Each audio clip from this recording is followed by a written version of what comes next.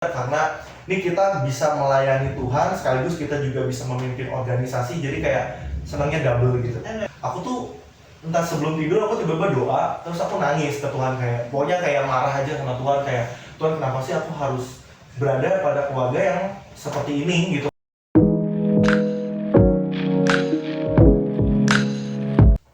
Halo semuanya, kembali lagi sama aku, Desi Aura Dimitri. Nah, kali ini aku mau wawancarain salah satu orang yang menurut aku tuh menarik nih kisahnya untuk diulik. Nah, sekarang udah bersama dengan saya. Anthony Lovendio. Oke, boleh perkenalan diri dulu nih. Oke. Halo semuanya, kenalin aku Anthony Lovendio. Saat ini aku sempat sibuk di dunia MC dan juga kepenyiaran, tapi sekarang lebih fokus di dunia kontraktor gitu. Gitu aja sih pengen dari aku.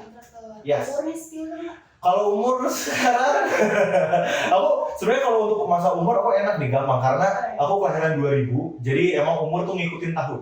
Betul, jadi sekarang 2023 tahun sekarang gitu ya. Aman. Oke. Gitu. Kalau nih dulu kita kenalnya tuh di gereja ya? Kenal di gereja waktu itu kita dari ini ya, dari Miss Dina tahun 2018. Nah, ini jadi ketua Miss Dina nih. Betul, ketua Miss Dina tahun 2018, berarti itu aku kelas 11 akhir semester 2 waktu itu. Gitu, jadi ketua Miss Dinar waktu itu, sama akhirnya juga sama Christine sebagai wakil pada saat itu, terus juga sama teman-teman yang lain, dan ada Dea di situ. Gitu. Waktu itu Dea sempat jabatannya sebagai cantelan pintu ya. Bendahara di situ. Gitu sih awal mulanya tuh Miss Dinar. Betul banget. Miss Dinar mantap lah. Terus ada aktif lain gitu? Paling organisasi apa ya? Organisasi aku selain Miss Dinar, kalau dari SMA itu adalah KTM. KTM itu jadi komunitas doa, komunitas Tritunggal Maha Kudus. Jadi itu ya semacam apa ya, komunitas karismatik Katolik gitu. Tapi kalau itu sih udah dari kecil sebenarnya, udah dari kecil banget, karena emang orang tua udah masuk ke KTM duluan, terus akhirnya ya layaknya orang tua pada umumnya ya, jadinya ya pasti mengajak anaknya gitu untuk join. Ya setelah dari kenalan dari KTM, nah awal masuk di Dinar pun itu karena dikenalin sama mama. Awalnya pada saat itu lagi gereja, terus mama ngomong kayak, coba deh, nah kenapa di rumah namanya Dede ya soalnya ya. Anak kedua ya makanya Dede. Coba deh masuk aja Miss Dinar. Awalnya tuh nggak mau kayak nggak mau apa yang masuk Miss Dinar. Terus akhirnya karena ya namanya juga orang tua kadang suka dipaksa kita ya sebagai seorang anak, suruh masuk Miss Dinar. Tahun-tahun berapa ya, kalau nggak salah tuh 2000 berapa ya, dari 2012 kalau nggak salah, 2012 itu masuk Miss Dinar. Terus akhirnya jadi ketua di tahun 2018. Jadi harus ada ya sekitar 6 tahun dulu. Ada dorongan dulu di awal. Paksaan. Seperti biasa pada umumnya orang tua ya. Seperti itu. Tapi Jadi sukses jadi ketua. ya puji Tuhan lah ya, akhirnya berhasil jadi ketua. Aku juga nggak tahu pada saat itu orang milih karena lagi apa gitu. Kenapa mau milih saya ya? Paling favorit kayaknya ya. Paling favorit sebenarnya. Ya pokoknya itu sih, jadi pada saat itu jadi ketua, dan jujur aku ngerasa kayak menjadi ketua Miss Dinar itu sebuah hal yang menyenangkan gitu kan ya, banyak banget suka duka segala macam dihadapin bersama-sama. Tapi kembali lagi ya ada kesalahan sendiri ketika menjadi ketua Miss Dinar, karena ini kita bisa melayani Tuhan sekaligus kita juga bisa memimpin organisasi, jadi kayak senangnya double gitu. Gitu sih. Bagi waktunya gimana tuh Kak? Bagi waktu? Kan dari 11 akhir ya, berarti pas 12 tuh lagi zamannya ujian tuh. Ujian. Itu dia. Bagi waktunya gimana tuh Kak? Gini ya, aku kan SMA tuh kan dari TK sampai SMP tuh aku di sekolah swasta, ya kan, dan swastanya di sekolah swasta yang bisa dibilang pelajaran rumit gitu kan ya. Cuman pada saat SMA aku pindah ke negeri yang secara langsung pelajaran itu lebih santai lah. Jadi pada saat jadi ketua Miss Dinar, untung timingnya pas, jadi emang nggak terlalu padat gitu di sekolah, jadinya bisa ngebagi waktu dengan lebih baik lah gitu. Untuk bagi waktu sih nggak ada masalah ya, bahkan dari iya benar nggak ada masalah sama sekali soal bagi waktu, karena fleksibel ya. Kalau anak SMA negeri tuh kayak santai banget gitu kan ya, lebih nyantai banget, bahkan kayak renggang banget, banyak banget waktu-waktu renggang segala macam, jadinya masih bisa kekontrol gitu mesti kayak gitu sih kalau untuk masalah bagi waktu gitu. Setahu aku juga Kak Anton itu sempat kerja di Australia ya? Betul. Nah, itu awal karir atau gimana? Nah, gini. Jadi sebenarnya awalnya tuh sebelum masuk ke OSAF tuh nge-MC dulu. Oh, sih. Iya, nge-MC. Waktu itu ini lucu sih sebenarnya ceritanya. Jadi itu kan di tahun 2000 berapa ya? 2017. 17 dulu. Jadi aku 17 18 ya. 2019, 2019-an gitu. Aku tuh waktu itu nge-MC karena awalnya dijebak. Dijebak sama teman. Ada teman aku, ini orang yang kayak terima kasih banyak gitu ya untuk orang ini gitu ya. Dia awal ceritanya gini ya, sebelum aku jadi seorang MC, awal ceritanya adalah waktu itu aku mau ulang tahun. Dan pada saat mau ulang tahun, aku pengen banget punya sebuah hadiah yang spesial waktu itu. Aku pengen banget waktu itu beli sepatu, ada Adidas ya, kan kita nggak boleh sebut ya, Adidas ya, ada sepatu namanya Adidas warna hitam, dan aku minta pengen itu yang original karena aku pengen banget punya sepatu itu original gitu. Nah akhirnya pada saat itu pada sama ulang tahun, mintalah ke mama gitu kan, kayak mah aku pengen dong punya sepatu Adidas ini gitu kan ya. Terus kata mama, yaudah doain aja semoga mama ada rezeki di hari ulang tahun kamu gitu. Terus sampai suatu ketika hari ulang tahun aku tiba gitu ya, pada saat jam 12 malam, yaudah nih dikasih surprise ya sama mama sama kakak, dikasih surprise segala macam. Nah besok paginya aku coba nanya, ma gimana mama udah ada uang belum buat beli sepatu Adidas? Terus kata mama, kayaknya ada, cuman kalau untuk original kayaknya mama nggak mampu gitu kan. Ya gimana yang KW-KW aja gitu kan ya. Ya gimana ya, nama juga keinginan atau kayak pengen gitu ya punya satu yang original gitu dari Adidas itu. Terus aku kayak yang ya awalnya sedih sih, kayak sedih, pengen marah juga tapi nggak bisa karena ngeliat situasi kondisi keluarga kayak lagi down-downnya gitu kan ya. Tapi kayak ya udahlah gitu ya, agak sedih, agak kecewa. Nah malamnya aku tuh entah sebelum tidur aku tiba-tiba doa, terus aku nangis ke Tuhan, kayak pokoknya kayak marah aja sama Tuhan, kayak Tuhan kenapa sih aku harus berada pada keluarga yang seperti ini gitu kan ya, yang kondisi keluarga segala macam. Padahal mau beli sepatu Adidas aja gak harus yang sejuta kok gitu kan ya, maksudnya yang murah-murah juga, yang original juga ada gitu. Terus sampai di akhir doa, entah apa yang terlintas dalam pikiran aku, udah aku ngomong kayak gini, ya udah Tuhan, kalau semisalnya mama papa nggak bisa beliin aku sepatu, aku yang harus beli itu sendiri. Aku ngomong kayak gitu, awalnya ngomong kayak gitu. Terus selang berapa lama tiba-tiba teman aku tuh ada yang mau ulang tahun ya. Ini aku sensor aja namanya. Oh iya. Ivana. Sangat disensor ya, inisial sekali kan ya. Inisialnya sangat. Tapi dia benar adalah orang yang akan selalu saya bawa di setiap cerita karena emang dia adalah kuncinya gitu kan ya. Jadi pada saat itu si Ivana ini pengen ulang tahun dan awalnya minta kayak, Ton bisa nggak pimpin doa makan malam. Awalnya pimpin doa makan malam doang, terus akhirnya aku kayak oke lah, gampang doa makan malam doang. Tibalah hari Sweet Seventeen bukan Sweet Seventeen, waktu itu hari ulang tahun dia. Terus aku pimpin doa makan malam. Terus pada saat aku pimpin doa makan malam, tiba-tiba tanpa angin, tanpa hujan, tiba-tiba dia mendekati terus kayak ngomong, Ton pimpin lah acara dari awal sampai akhir. Aku pikir kayak yang nggak mati kan, kalau nggak ingat teman dekat saya gitu kan ya, udah saya komplang gitu ya. Cuma kayak oke lah Ivana, akan kulakukan. Tiba-tiba kayak yakin aja gitu siap. Bukalah akhirnya kayak Google segala macam, cari nih rundown hari ulang tahun apa aja. Untungnya pada saat itu yang datang adalah teman-teman sekolah. Jadi kayak yang ya udahlah ya, masih kayak kalau ada salah it's okay gitu.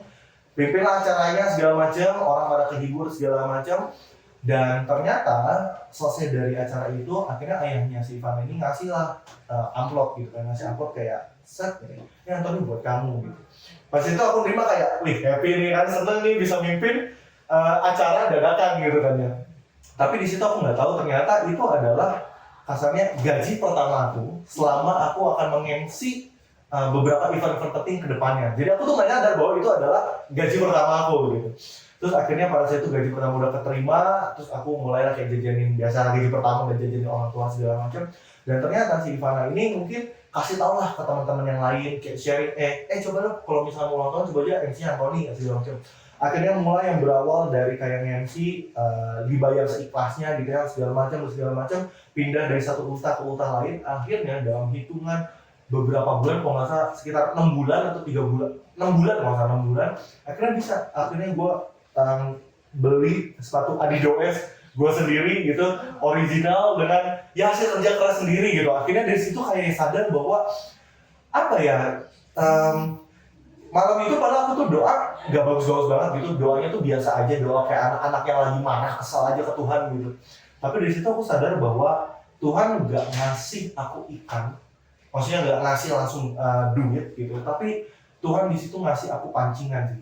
Jadi bisa dibilang Tuhan ngasih aku pancingan supaya aku bisa mengambil ikan sebanyak-banyaknya gitu. Dalam artian yang Tuhan kasih tuh nggak cuma sepatu Adidas doang, tapi yang Tuhan kasih ke aku adalah sebuah gift, sebuah bakat, sebuah pekerjaan baru yang dimana mungkin itu akan menghasilkan ke depannya. Dan makanya sampai detik ini kalau untuk urusan MC aku masih tetap lakuin gitu. Dan aku nggak cuma sebatas di acara ulang tahun, tapi mulai di pernikahan, terus kemarin kayak acara Korea, terus acara pernah di Kemendikbud, terus juga pernah di acara yang lain-lain gitu, punya pentas seni besar segala macam. Itu aku masih jalanin sampai detik ini gitu. Jadi ya itu sih bisa dibilang tuh kayak miracle lah gitu ya, tuh jadi seorang MC gitu jadinya. Jadi dari awal organisasi, awal karir, dua-duanya sama-sama dijebak. Sama-sama dijebak. Nah, sama-sama dijebak. Tapi mendapatkan profit yang luar biasa sekali. Nah, kalau masuk Oz Radio itu juga lucu juga. Jadi selang setahun setelah aku jadi MC, itu tuh nggak tahu kenapa acara lagi sepi-sepi aja. Jadi banyak acara yang nggak ada, nggak ada. Jadi aku nggak bisa MC kan. Terus kayak, bingung nih, pemasukan nggak ada segala macam. Aku harus gimana ya? Pada saat itu doa lagi ke Tuhan kayak yang Tuhan nih pemasukan lagi syarat banget. Kayak bener-bener lagi nggak ada event aja. Tahun itu tuh entah kenapa kayak nggak ada event dan nggak ada yang callingan MC gitu. Sampai akhirnya tiba-tiba selesai doa, hitungan hari juga, tiba-tiba ada random banget, ada penyiar radio yang ngontak aku DM langsung. Ya aku tuh nggak tahu orang itu siapa. Aku kira awal tuh kayak, jangan penipuan lagi. Takut diapa-apain lagi kan aku ya kan. Aku masih kecil pada saat itu. Takut diapa-apain itu. Akhirnya dia ngomong, aku sebut juga namanya ini Kak Kevin Altaf. Itu adalah salah satu mentor aku juga di penyiar radio. Dia ngomong kayak ngechat, "Hai Anthony," gitu, "halo, kenalin aku dari radio ini, aku pengen ngajakin kamu untuk join masuk ke radio anak SMA," gitu. Awalnya aku kayak, masuk nggak ya kayak radio SMA? Gimana ya nanti bagi waktu jawabnya. Akhirnya aku mikir kayak, oke lah gitu, modal nekat. Akhirnya masuk, join ke sana. Akhirnya di sana bener-bener dapat bisa dibilang dapat keluarga baru, masuk ke radio itu dapat keluarga baru. Aku jadi radio SMA, terus selang 2 tahun setelah jadi radio SMA, akhirnya jadi penyiar tetap juga di sana dan dapat penghasilan lagi gitu kan. Bahkan pada saat sebelum aku masuk ke dunia konstruksi, aku malah ngerasa bahwa dunia radio adalah keluarga kedua aku gitu. Dari keluarga kedua aku, karena banyak banget hal-hal yang bisa aku pelajari di sana gitu. Dan MC ataupun radio itu adalah sebuah pekerjaan yang menurut aku seperti hobi. Jadi hobi yang menghasilkan gitu. Jadi benar-benar kayak fun aja itu, ngobrol di depan orang, ngobrol sama orang, terus ngehibur orang itu kayak fun, tapi ngasih duit. Gitu. Enjoy jadinya. Betul sekali. Gitu. Kan tadi jurusan teknik sipil ya. Betul. Nah, jurusan teknik yang kita tahu tuh hektik banget ya. Sangat hektik. Tugas praktikum dan segala macam. Betul. Gimana ngebagi waktunya tuh antara kuliah, organisasi? Ngebagi waktunya sebenarnya jujur ya, kalau misalkan ngebagi waktu ya gini. Jadi kembali lagi pada saat aku tahu posisi aku waktu itu adalah kerja sebagai seorang penyiar radio, ditambah lagi aku juga aktif organisasi, ada di Misdinara juga pada saat itu, ditambah lagi ada organisasi KTM ini, komunitas doa. Mau nggak mau emang harus ada yang aku korbankan dalam artian aku nggak bisa ikut organisasi di kampus karena emang aktivitas di luar kampus sudah terlalu padat gitu ya. Kecuali kalau aku tetap maksain bisa cuman bisa tipes. Iya. Justru rumah sakit, jadi malah nggak maksimal. Jadi memang harus ada yang aku korbankan, yaitu ya tidak ikut organisasi di kampus. Cuman untuk saat ini puji Tuhannya semua masih ke-handle gitu, kayak lulus masih tepat waktu, IPK masih memuaskan, terus juga masih kerja juga masih ke-handle segala macam. Jadi ya masih aman-aman aja. Cuman ya emang harus ada yang dikorbankan aja sih. Gitu aja sih. Waktu tidur main aman? Sama teman gitu? Waktu tidur ya sudah pasti ya, seperti orang teknik pada umumnya tidak aman. Tidak aman, tapi ya udahlah, nikmatin aja gitu kan ya. Nikmatin aja, fun aja. Tapi kalau sama teman-teman masih main gitu kan ya. ya puji Tuhannya juga lagi gitu ya. Jadi selama di kampus tuh aku malah nemu circle yang bukan circle yang menyesatkan, jadi circle-nya tuh bener-bener ngebantu dan nge-push. Jadi emang di kampus aku tuh, aku sebutkan lagi nih, ada orang yang sangat membantu lagi, Marcel. Ini orang-orang penting aku sebutkan namanya ya. Jadi Marcel ini adalah teman aku yang bener-bener baik banget. Jadi dia tuh bener-bener kasarnya, dia sangkatan aku tapi udah kayak mentor buat aku. Kayak apapun tugas kuliah kita kerjain bareng, dia ngajarin aku segala macam, sampai akhirnya aku bisa lulus tepat waktu. Itu tuh karena terpacu karena dia gitu. Jadinya kayak yang ya puji Tuhannya aku circle di kampus tuh bener-bener orang-orang baik, yang orang-orang maju, yang dalam artian tuh kayaknya kayak yuk kita sama-sama lulus tepat waktu, kalau bisa 3,5 tahun, yuk kita 3,5 tahun, yuk kita sama-sama cari kerja secepatnya gitu. Jadi kayak kasarnya tuh kita kayak sama-sama mau maju gitu di circle di kampus, ditambah circle di penyiaran juga sama-sama mau maju gitu ya, maunya fun juga, ditambah circle di komunitas dan juga organisasi di gereja juga semuanya fine dan saling mendukung dan punya aura positif semua. Jadi kayak ya sangat-sangat terbantu sekali lah gitu kan ya dalam menjalani aktivitas ya gitu. Lingkungan sangat berpengaruh ya. Sangat berpengaruh. Apalagi kalau kuliah tuh kayak harus pintar-pintar cari teman ya. Nah ini kan dia lagi kuliah nih. Ini pesan untuk siapapun penontonnya, harus sekali pintar-pintar mencari teman gitu ya. Karena benar teman tuh sangat ngaruh banget deh. Kalau untuk dalam dunia perkuliahan tuh sangat ngaruh banget. Kalau misalnya teman kamu yang kayak, aduh malas segala macam, ya awas ke bawah aja gitu. Cuman kalau misalnya teman kamu yang kayak, yuk kita sama-sama lulus bareng, yuk kita fighting bareng sama-sama, pasti bakal bisa kerja. Gitu. Wah, seperti itulah ceritaku. Kesibukannya apa nih? Kesibukan? Kerja kontraktor. Nah, ya sekarang pasti kesibukan ya sudah pasti kontraktor ya, karena sudah ada lagi kesibukan duluan. Palingan nyambi MC sih, nyambi MC. Karena sekarang aku pekerjaan tuh udah nggak jadi penyiar lagi, jadi tapi sekarang masih tetap MC. Jadinya ya sekarang nyambinya kontraktor, pekerjaan utama, nyambinya aja MC gitu, karena itu kan weekend gitu kalau MC. Yang butuh MC, boleh kontak? Bisa ya kontak Anthony.Povedio, Instagramnya di situ ya, boleh aja share di sini. Nanti bisa muncul. Ya. Gitu sih dia pengennya. Kalau sekarang sibuknya kontraktor, apalagi masih kayak baru juga, jadinya kayak lagi hektik, keluar kota segala macam aja sih. Gitu sih. Nah itu dia cuplikan dari kisah inspiratif dari Anthony Lovendio. Betul. Semoga bisa memotivasi. Oh ya. Sebelum ditutup kira-kira ada quotes nggak nih? Motivasi yang sama ini Kak Anthony apa maknanya gitu buat hidup? Maknanya buat hidup. Bisa share. Ini quotes-nya tentang komedi sebenarnya. Ini quotes dari Charlie Chaplin. Charlie Chaplin pernah ngomong kayak gini. Kalau kita melihat hidup dari hal yang sempit, hidup itu tragedi. Tapi kalau kita lihat hidup dalam ruang lingkup yang luas, hidup itu komedi. Gitu. Itu saja. Enak sekali. Kalau gitu terima kasih banyak sudah menonton. Sampai jumpa. Dadah.